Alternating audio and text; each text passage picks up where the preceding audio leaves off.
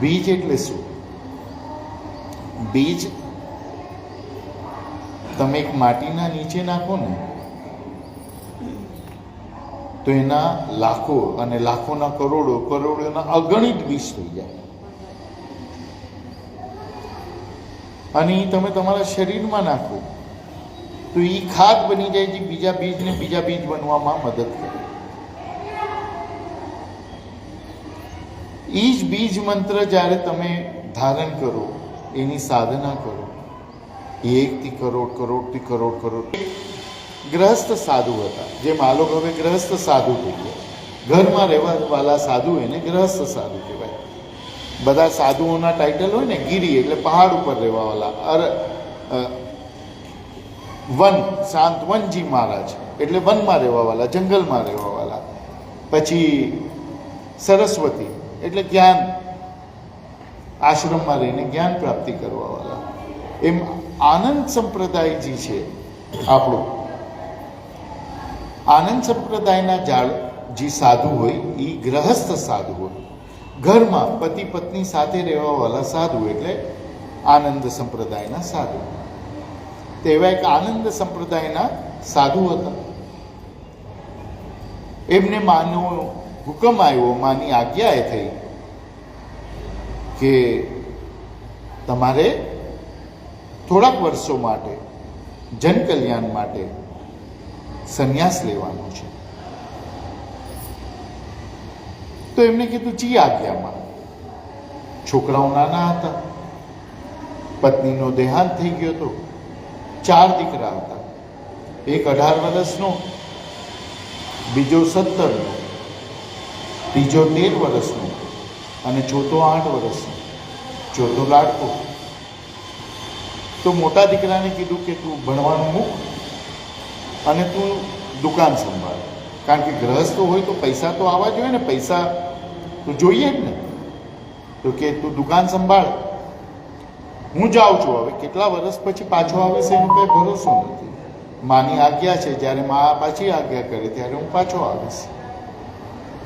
તો ત્યાર સુધી તો બાપા બધું બદલાઈ જશે. તો એ કે આ મારી રુદ્રાક્ષ છે ને માળા, એમાંથી હું 4 રુદ્રાક્ષ તમને આપું છું. તો આ તને, આ તને, આ તને, આ તને, ભલે તમે બદલાઈ જાઓ, ભલે તમે નોખા રહ્યો કે ભેગા રહ્યો, હું જ્યારે પાછો આવીશ હું મારા રુદ્રાક્ષને ઓળખું છું. તમે મને જ્યારે આ રુદ્રાક્ષનું બી બતાડશો ને તો હું તમને ઓળખી જઈશ કે આ મારું બીજ છે, આ મારો છોકરો છે, આ મારું બીજ છે. તો આ તમે રાખો તમારી પાસે. જેમ મેં તમને કાનમાં બીજ મંત્ર ફૂંક્યા છે ને, એ બીજ તમારી અંદર છે. તો હું ઓળખું છું તમને કે આ મારું બીજ છે. માં તમને ઓળખે છે કે આ મારું બીજ છે. માનું બીજ લીધું છે ને તો માં તો ઓળખે ને કે આ મારું બીજ છે. ગુરુ તો ઓળખે ને કે હું મારું બીજ છે. હવે તમે અહીંયા મોઢેરામાં દીક્ષા લીધી હોય તો તમે જાઓ વૈષ્ણવ દેવી, તો અહીંયા માને કોણ કહેશે કે આ મારું બીજ છે? માં ઓળખે છે આ મારું બીજ છે. અહીંયા તમને સન્માન, માનો પ્રેમ, માની વાઇબ્રેશન એવા જ મળશે. માં ઓળખે છે આ મારું બીજ છે. ગુરુ વયા જાય, શરીર શાંત થઈ જાય ગુરુનું, ગુરુ પાછા આવે તો આપણને કેવી રીતે ઓળખશે? ગુરુ ઓળખશે આ મારું બીજ છે. આપણે વયા જઈએ, આપણું શરીર શાંત થઈ જાય, પાછા આવીએ તો પાછા કેવી રીતે ગુરુની સાથે કેવા રીતે ફરીથી જોડાશું? ગુરુ ઓળખશે કે આ મારું બીજ છે. એ 4 રુદ્રાક્ષ આપીને વયા ગયા. નાના ભાઈને કીધું સંભાળીને રાખજે. હતો નાનો ઉંમરનો, એને ફેંકી દીધો કે કોણ આ રુદ્રાક્ષ? તો બધા એક જેવા જ હોય. આ બાપા ક્યાંથી ઓળખશે કે આ મારો રુદ્રાક્ષ? ફેંકી દીધો. બાપા બહુ વર્ષો પછી પાછા આવ્યા. નાનકડું ગામ મોટું નગર બની ગયું હતું. નગરના દરવાજે આવ્યા તો એક ભિખારીએ ભાગીને પગ પકડી લીધા. કે બાપા, બાપા, એ ભિખારી ભાગ. એ કે બાપા, હું તમારો સૌથી નાનો દીકરો છું. એ કે દીકરો હોય તો રુદ્રાક્ષ બતાડ, બીજ ક્યાં છે? તો ઘણાઓને બીજની દીક્ષા મળે, પણ એ લોકો નાના દીકરાની જેમ ફેંકી દે. લાડકા હોય ને ગુરુના, માના, એ લોકોને જી જોઈએ એ મળતું હોય એટલે એ લોકોને મંત્ર કરવાની પરવા ન હોય, બીજની પરવા ન હોય, એ લોકોએ બીજ ફેંકી દીધો હોય. કે બીજ રુદ્રાક્ષ તો મેં ફેંકી દીધો કચરામાં, તો તું એટલે જ આ ગામની બહાર જે કચરો પડ્યો છે એમાં તું એ પડ્યો છો, જા તું એમાં જ પડ. તારી પાસે બીજ નહીં તો તું મારો દીકરો નહીં, હું તને ઓળખતો નથી. પછી અંદર આવ્યા, પોતાના ઘર તરફ જતા હતા. ઓલો ભિખારી પાછળ રડતો રડતો જાય કે બાપા બાપા બાપા, એ સાંભળે જ નહીં. પોતાના ઘરે ગયા તો પોતાનું ઘર તો મોટી દુકાન બની ગઈ હતી, શોપિંગ મોલ.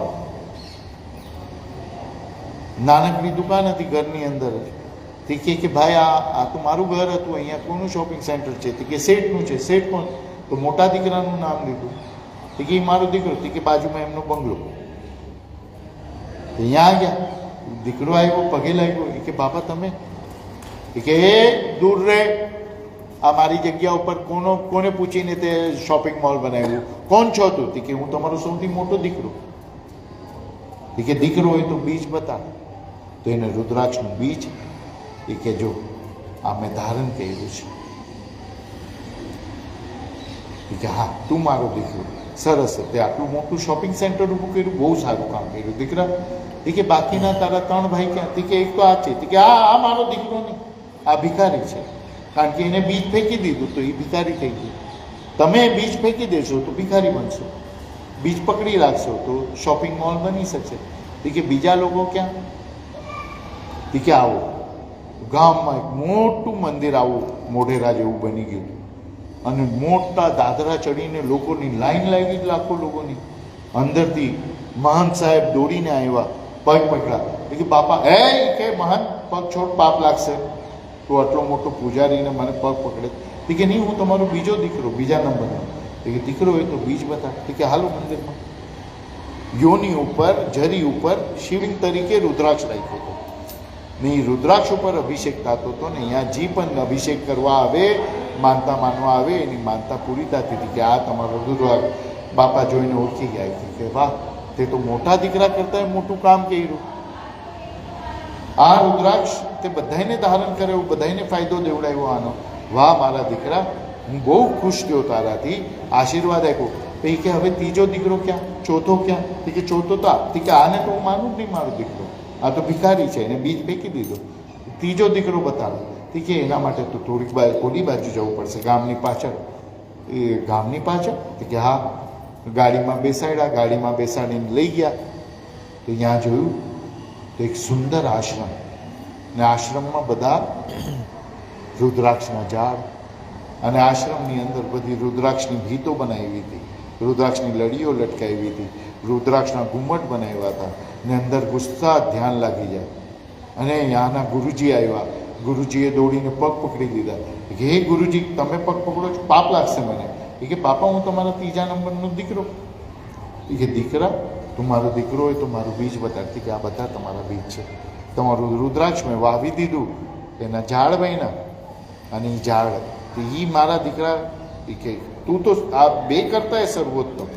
તો જે બીજાને બીજ આપે, જે બીજાને દીક્ષા આપે, અને જે બીજાની પાસે ઝાડ લગડાવે દીક્ષાના ઝાડના, એ મારા સર્વોત્તમ દીકરા. એ બીજ મંત્રની સાધના એને કહેવાય કે જેનાથી મા અને ગુરુ જન્મો જન્મો સુધી તમને ઓળખી લે, તમને પોતાની પાસે બોલાવી લે, તમને આશીર્વાદ આપે, તમને પ્રેમ આપે, વાલ આપે. એ બીજ મંત્ર.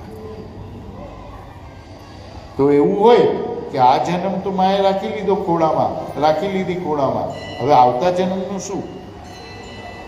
તો પછી તો તમારું બીજ માને મદદ કરશે. આવતા જન્મ ખબર નહીં શું કરતા હશો, ક્યાં હશો, પણ જો બીજ સાયદો હશે, બીજ તમારી પાસે હશે, તો મા અને ગુરુ તમને ઓળખી જશે. બાકી તો તમે અલગ દેખાતા હશો ને ગુરુ પણ અલગ દેખાતા હશે, ત્યારે તો માના સ્વરૂપ બદલાઈ ગયા હશે, માએ અલગ દેખાતી હશે, તો ઓળખું શું કેવી રીતે? આ બીજથી, મા બીજથી ઓળખે કે આ મારો બીજ છે. છોકરો બહાર ગામ ગયો હોય, તમારો છોકરા ઉપર તકલીફ પડે તો તમને ખબર પડે કે નહીં? જો બીજ તમારું છે એટલે તમને ખબર પડે છે ને, કે નહીં? એવી રીતે જ જ્યારે તમે માનું બીજ ધારણ કર્યું છે, ગુરુનું બીજ ધારણ કર્યું છે, તો માને અને ગુરુને ખબર પડે કે મારો દીકરો ક્યાંક તો તકલીફમાં છે, અને મા પોતાની ઉર્જા મોકલાવે, ગુરુ પોતાની ઉર્જા મોકલાવે કે મારો દીકરો, મારી દીકરી મુસીબતમાંથી બહાર નીકળે. દીકરીના લગ્ન થઈ ગયા હોય, દીકરી સાસરે જાય ને દીકરી ક્યારેક રડતી હોય તો માને ખબર પડે કે ન પડે? પડે ને. કેમ? કારણ કે માનું બીજ છે, એનાથી એ વિશેષ આ બીજ મંત્ર છે. એને સાધો અને હંમેશા કનેક્ટેડ રહ્યો. જેમ આ ફેસબુકથી, ઝૂમથી બધા આપણી સાથે જોડાયેલા છે, એમ આપણે અને મા બીજથી, આપણે એને ગુરુ બીજથી જોડાયેલા છે. આ મા સાથે આપણો સંબંધ છે. આપણે આ કાઉન્ટર હાથમાં રાખીને જપ કરતો હોય છે. હા, તો લગ્ન થાય તો ઓલા ક્રિશ્ચન લોકો વીંટી પહેરે કે નહીં, કે જો મારા લગ્ન થઈ ગયા છે, હવે લાઈન નહીં મારો મારા ઉપર, તો આપણે આ વીંટી પહેરી દીધી છે, કાઉન્ટિંગ મશીન, કે હવે અમારા લગ્ન મા સાથે થઈ ગયા છે. હે શંકર ભોળેનાથ, હે નારાયણ, હે ઇન્દ્ર, હે ગણપતિ બાપા, હે હનુમાનજી, હવે અમારા ઉપર લાઈન મારવાનું બંધ કરો. અમે માના થઈ ગયા છે અને મા અમારી થઈ ગઈ છે. એટલે આ બીજ મંત્રનો જપ સતત કરતા રહો. એક ક્ષણ તમે તમારા મનને છૂટું મૂકો તો એ ઘોડાની જેમ ભાગે, અને એનાથી જ તમારી બુદ્ધિનો નાશ થાય. એક હોશિયાર માણસ એ જ છે જેને વિચાર ઓછામાં ઓછા આવે, અને એક ઢબુ માણસ એ છે જે આખો દિવસ પોતાના જ વિચારમાં પડ્યો. એ સાંભળે જ કે નહીં, શું કીધું શું કીધું, અરે શું કીધું, આ વિચારમાં ખોવાયેલો. તો આખો દિવસ સતત હાથમાં કાઉન્ટર હશે ને જપ કરશો તો વિચારના ઉપર કાબુ ઉતરશે, અને પછી વિચાર તમારા બહુ સારો હોય.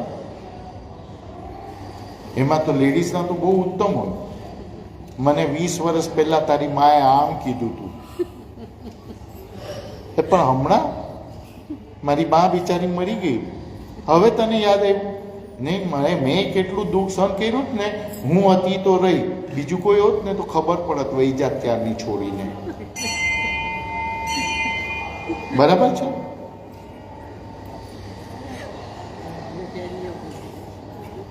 એટલે મનને છૂટો રાખવા જેવું નથી. આ ઇંગ્લિશમાં એક કહાવત છે, empty mind is devils workshop. બરાબર? તો માં કરો ને, સાસુમાના ગીત ગાવાના બંધ કરો, હે ને? બોલો, યજ્ઞની શરૂઆત કરે.